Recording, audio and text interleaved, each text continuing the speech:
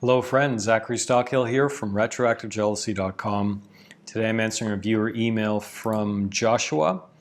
Joshua writes, "How do I deal with the fact that my partner lied to me about her past when I asked her?" Okay, Joshua. Fortunately, this is a fairly common scenario where, especially for a retroactive jealousy sufferer, maybe they will ask their partner many questions about their partner's past. Their partner will lie to them or maybe omit some details. They find out about it, months later after more questioning or whatever. And this leads to kind of a complicated situation where your partner has basically lied to you about something about their past. So the first question I would have for you, Joshua, is this representative of a broader pattern? In other words, is your partner a liar, in essence? Are they lying all the time? Have they lied to you about many things throughout your relationship?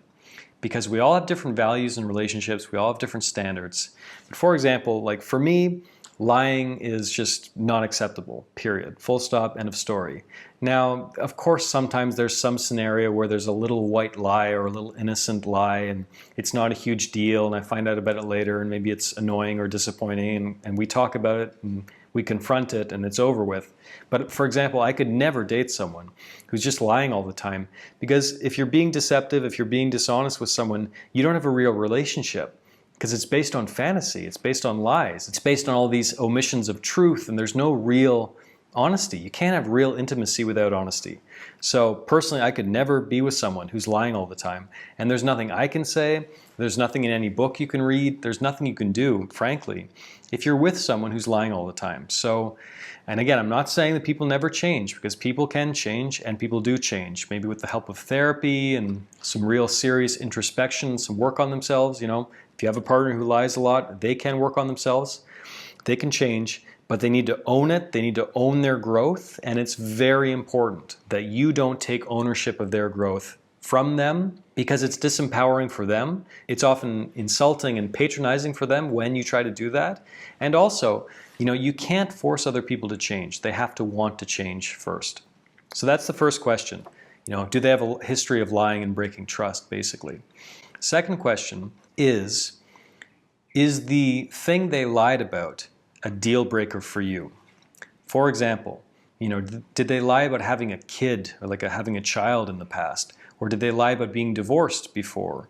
Or, whatever it is. I'm not sure what your deal breakers are. I can only go by what my deal breakers are. But for example, if I was with someone for a while and they lied about something that was very important, that was, a really important issue to me that I feel like I have the right to know about, and I only find out about it months later after they lied to me, that might be a deal breaker for me. In fact, it probably would be, because I'm very honest about me and my past. If people have questions, I'll be honest about it. And I expect the same from the person I'm dating. So spend some time and think about this. Did they lie about a deal breaker issue? My third question is, if they didn't lie about a deal breaker issue for you, if they didn't lie about something really, really important, why do you think they lied? And do you accept that? In other words, quite frequently, I'll get emails, very similar to what you wrote to me, where a retroactive jealousy sufferer will find out that their partner lied about something. Or sometimes it's a coaching client or whatever.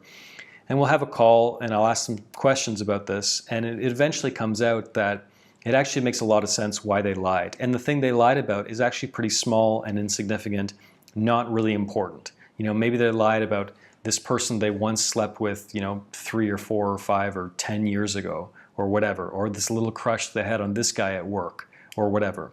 I don't know about your situation, but for many retroactive jealousy sufferers, the thing their partner lied about is pretty insubstantial in the grand scheme of things, not a huge deal. And frankly, the fact that their partner lied doesn't indicate that their partner is this terrible liar and they can't be trusted. It indicates that their partner just wanted some peace and they didn't want to have a fight about this incident from years ago, or they didn't think it was important, and why hurt you by telling you something that really doesn't make a lot of difference if you know or not, and it's probably only going to hurt you. So again, your values are your values and you should live true to that. But for me, that's the way I see a lot of these emails that I get, where their partner may have lied about something, but it isn't a huge deal, it isn't a deal breaker issue, and thus some forgiveness, some understanding might come in handy in the situation, because I've never done it, but I know a lot of people who have, living with a retroactive jealousy sufferer. So you're the person writing this to me, you're a retroactive jealousy sufferer. It's not easy. It's really not easy. You know, I think back to the pain that I once caused someone very important to me, and I still cringe. You know, if you struggle with retroactive jealousy and you haven't really overcome it yet, it can be very tough to live with you. So sometimes if our partner tells us a little white lie about something, it isn't the end of the world. You know, it shouldn't be a habit. It shouldn't represent a pattern. But I don't think it's always the end of the world, depending on the lie they told. And again, a little forgiveness, a little patience, a little understanding can often go a long way, and especially because our partners, the partners of retroactive jealousy sufferers, frequently extend us a great deal of forgiveness, patience, and understanding.